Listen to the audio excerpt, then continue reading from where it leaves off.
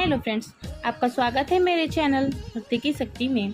आज मैं आपके लिए श्रावण माह की एक बहुत ही सुंदर कहानी लेकर आई हूँ। अगर आपको मेरी ये कहानी अच्छी लगे तो कमेंट बॉक्स में शंकर भगवान की जय अवश्य लिखें। और यदि मेरे चैनल पर नए हैं और अभी तक आपने मेरे चैनल को सब्सक्राइब नहीं किया है तो प्लीज़ मेरे चैनल को सब्सक्राइब कर लें और बेल आइकन पर प्रेस कर दें ताकि मेरे नए आने वाले वीडियो की नोटिफिकेशन आपको मिलती रहे।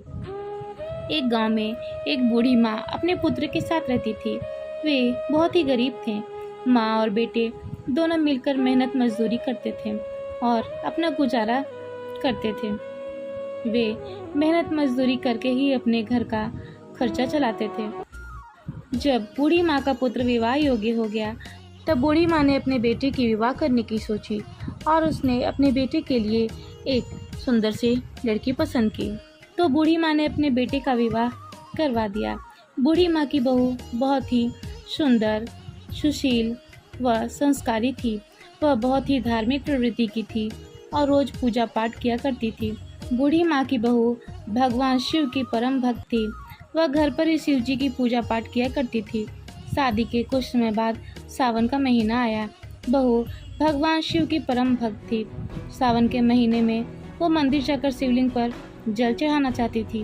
बहू अपनी सास से पूछी, माँ जी, मैं मंदिर जाकर शिवलिंग पर जल अर्पित करना चाहती हूँ। लेकिन उसकी सास ने मंदिर जाने से मना कर दिया और बोली, बहू, मंदिर जाने की ज़रूरत नहीं है, तुम घर पर ही पूजा पाठ कर लिया करो। जितनी देर तुम मंदिर जाने में लगाओगी उतनी देर में तुम्हारा सब काम पूरा हो जाएगा। बहू यह सुनकर मायूस हो जाती है और अपने कमरे में चली जाती है। दूसरे दिन जब बहू कुएं से पानी भरने जाती है तो वहाँ दो लड़कियों से मिलती है। वो लड़कियाँ पूजा करने भगवान शिव के मंदिर जा रही थी। बहू ने उन लड़कियों से पूछा, तुम लोग कहाँ जा रही हो? तो उन लड़कियों ने कहा, सावन का महीना शुरू हो गया है, इसलिए हम शिव जी के मंदिर पूजा पाठ करने जा रहे हैं। यह सुनकर बहू उदास हो जाती है। जब उन लड़कियों ने उसे उदास देखा तो उन्होंने बहू से पूछा कि क्या बात है, आप इतनी उदास क्यों हो?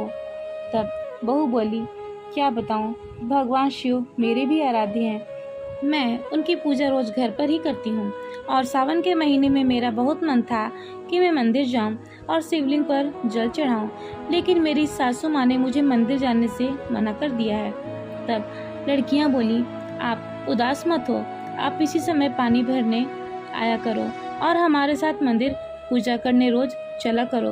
बहू बोली, लेकिन मेरे पास तो पूजा के लिए सामान नहीं है और अगर मैं घर से सामान लाती हूँ तो मेरी सास देख लेगी। तब लड़कियाँ बोली, कोई बात नहीं, तुम हमारे सामान से पूजा कर लेना। बहू बहुत खुश हो जाती है और वह पानी भरकर अपने घर लौट आती है। अगले दिन बहू उसी समय पानी भरने जाती है। उसे वो लड़कियाँ मिलती है। बहू उनके साथ शिव जी के मंदिर जाती है और शिवलिंग पर जल चढ़ाकर पूजा पाठ करती है और कहती है, हे भगवान, मुझे माफ़ करना, मैं अपनी सास से झूठ बोलकर मंदिर आई हूँ। ऐसे ही सावन का पूरा महीना बीत जाता है। सावन के आखिरी दिन बहू ने सोचा कि पूरे सावन मैंने इन लड़कियों के सामान से पूजा की है, लेकिन आज तो मुझे कुछ अपना भोलेनाथ को अर्पित करना चाहिए। ऐसा सोचकर बहू ने अपने सोने की नाक की बाली निकाली और उसे साफ की। उसके बाद बहू ने अपने वह बाली शिवलिंग पर चढ़ा दी। फिर बहू पूजा पाठ करके अपने घर वापस आ गई। घर आकर वो अपनी सास से छिपने लगी क्योंकि उसकी नाक में बाली नहीं थी। दोपहर को सास ने देखा कि बहू की नाक में बाली नहीं है। सास पूछी, बहू, तुम्हारी नाक की बाली कहाँ है? बहू बोली, पता नहीं माँ जी, हो सकता है कहीं गिर गई होगी। सास पूछी, आज तुम कहाँ कहाँ गई थी? बहू बोली, माँ जी, मैं तो सिर्फ पानी भरने गई थी, फिर उपले थापने गई थी। तो सास बोली, ठीक है, चलो हम वहीं चलकर तुम्हारी बाली ढूंढते हैं। फिर सास और बहू बाली ढूंढने जाती हैं। रास्ते में उन्हें बाली कहीं नहीं मिलती है। फिर वो दोनों उपले थापने वाली जगह पर जाती है।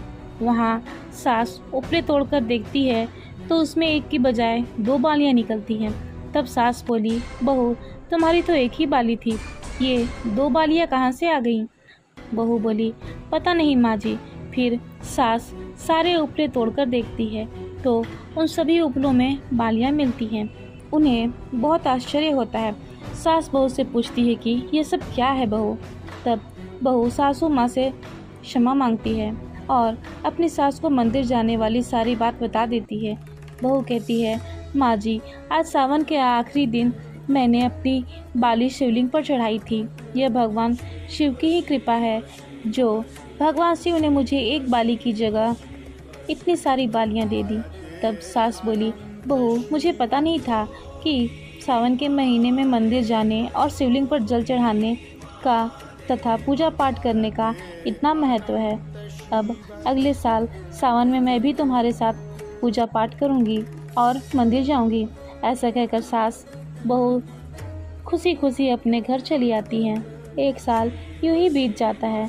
फिर सावन का महीना शुरू होता है तो दोनों सास बहू मंदिर जाती हैं, शिवलिंग पर जल अर्पित करती हैं तथा पूजा पाठ करती हैं।